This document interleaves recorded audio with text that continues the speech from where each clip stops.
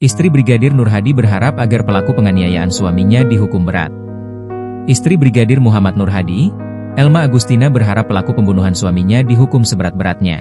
Tanggapannya, ya, semoga dihukum seberat-beratnya, sesuai hukuman, sesuai apa yang dilakukannya itu, sesuai undang-undang. Juga diberikan hukuman yang diberikan sangkaan kepada para pelaku penganiayaan, otomatis hukuman lebih ringan daripada pembunuh. Bagaimana? Semoga semua pihak yang terlibat ini lebih berat dari pasal yang diberikan ya 338 KUHP.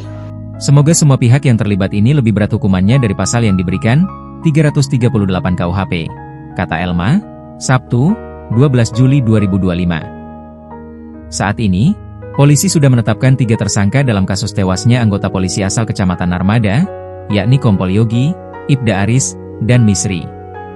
Ketiganya disangkakan pasal 351 ayat 3 KUHP dan pasal 359 KUHP Yungto pasal 55. Artinya para pelaku diduga telah menganiaya Nur Hadi hingga menyebabkan tewas di dasar kolam villa pribadi di Gili Trawangan. Namun keluarga berharap polisi tidak menggunakan pasal penganiayaan, melainkan pasal pembunuhan seperti dalam pasal 338 KUHP sehingga hukumannya jauh lebih berat. Semoga dihukum seberat-beratnya sesuai apa yang dilakukan, kata Elma. Komisi Kepolisian Nasional, Kompolnas, turun mengawasi proses hukum yang berjalan di Polda NTB. Mereka memastikan semua proses sudah berjalan sesuai prosedur.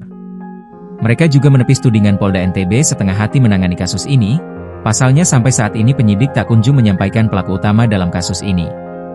Tidak setengah hati, buktinya berkasnya sudah dikirim tahap pertama Kejaksaan Tinggi, bahkan Kepala Kejaksaan menyampaikan sudah memerintahkan 5 jaksa peneliti, kata Ketua Harian Kompolnas, Arief Wicaksono, Sabtu, 12 Juli 2025. Arief juga mengatakan setelah diteliti oleh jaksa, nanti akan ditetapkan secara resmi siapa pelakunya. Saat peristiwa itu terjadi hanya ada 3 orang dalam villa itu.